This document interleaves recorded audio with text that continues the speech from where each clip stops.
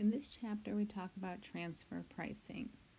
You'll have to rely on some of the knowledge that you've gained in our previous chapters, especially in regards to decentralization, budgeting, and performance measures as it relates to our separate divisions. As you can see once you read through the transfer pricing alternatives, that it does depend on the decisions that you make, how it impacts our overall profit in each of our different segments. So when we try to make a decision as to what transfer price we should choose, it depends. So we go through a couple of different steps to determine what transfer price is optional. So make sure you look through those steps. And there are some pretty simple factors to look at.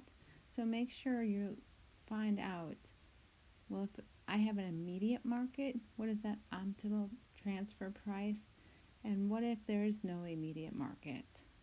And what we're really looking at is what is best for the overall company. So let's go through a couple of examples of this. This chapter also talks just a little bit about segment reporting, and what you'll need to know moving forward in regards to that are the required disclosures. So let's go through some of the examples here for chapter 15. The first one is 15-25. In this example, we're looking at transferring between the Southwest Division and I think it's the Northeast Division. And what we want to do is look at how this impacts each of these divisions separately and how it impacts our company overall. So when we're looking at how to set this up, what we really want to see is what revenues we have, what expenses we have, just in regards to this decision. So we'll look at the Northeast Division. We'll look at the Southwest Division and the company overall. So in regards to this transfer, we're going to pull in what kind of revenues we have, what are the costs associated with those, are there transfer costs? We'll list those out separately so you can see in total how this is impacting, and then we'll look at our overall contribution margin, or what that product is bringing in for the company. So the Southwest Division offers its product to outside markets for $30. The variable costs are $11, and then they're going to give you some information based on fixed costs. We don't really need this information. I'm just going to cross it out because we don't need that right now. The Northeast Division can acquire a product from an alternative supplier for $31, but the Southwest Division has a transfer price of $30, but there's a $2 cost associated with that. So looking at this, we're going to look at the Northeast wants this product, and if they look from transferring it from the Southwest to the Northeast, assuming that the Southwest could sell everything that they make, then what does that look like? They're going to sell it to the Northeast Division for $30. But they're also going to charge them a $2 fee in transfer costs, giving them a total cost of $32. The Southwest in this transaction would bring in $30. They have variable costs of $11. The total cost there, or total amount they're bringing in, is $19. To the company overall, that's going to cost the company $13.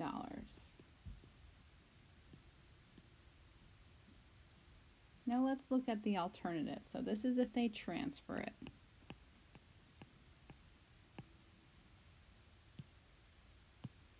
What if, looking at the same scenario, we sell it? That would mean, again, we're going to look at our revenue and our costs. There'll be no transfer costs here because they're not selling it to the Northeast Division. Therefore, we would have to buy it externally, which is $31 for that total contribution margin of that cost of $31. Our Southwest Division doesn't change because we can sell everything.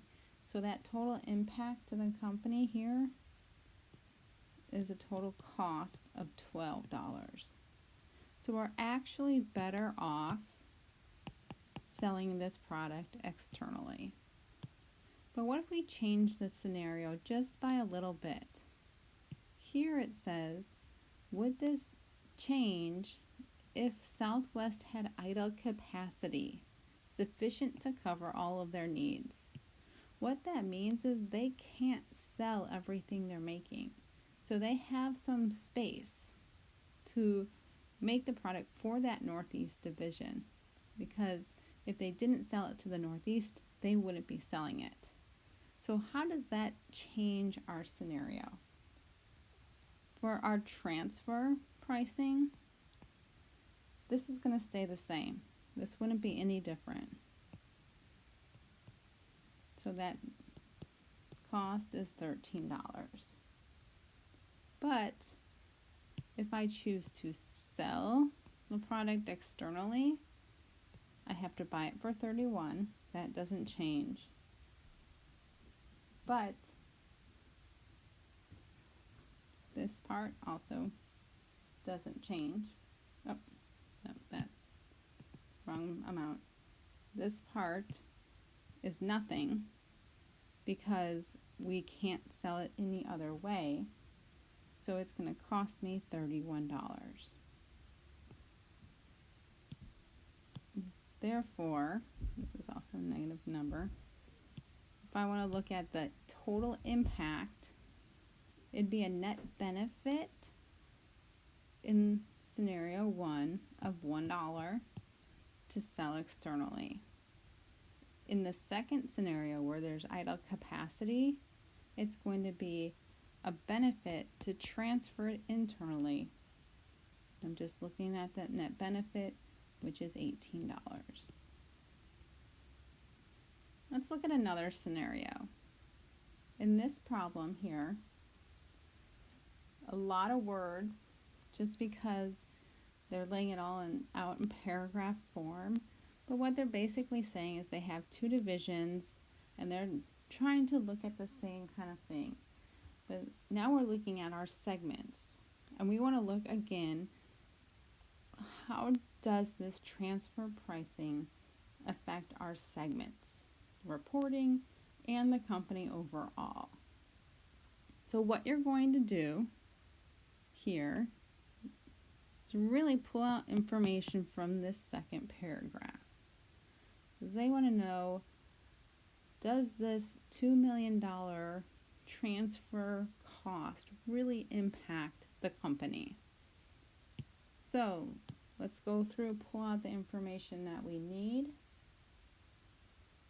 In this first scenario, we're going to go with the $2 million transfer price. What impact does that have? You read through, find the numbers you need. We're getting from the operating division a $17 million revenue. The financing and costs associated with that are $13 million. So we have some outside cost of $13 million. Let's see, it says the financing division has revenues of $4 million, but costs of $5 million. They charge, if they're not changing this, they charge that $2 million interrelated fees. This is going to bring revenue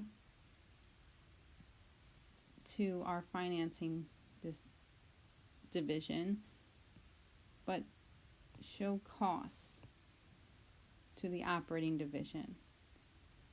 Therefore, our total profit would be $2 here. Our total profit for financing is $1. In millions, obviously. But now let's look at this. If it's in their problem, it tells you that they're charging double the price. So what impact does this have overall? So if I look at the company right now, as is, it has a $3 million profit. These numbers aren't changing.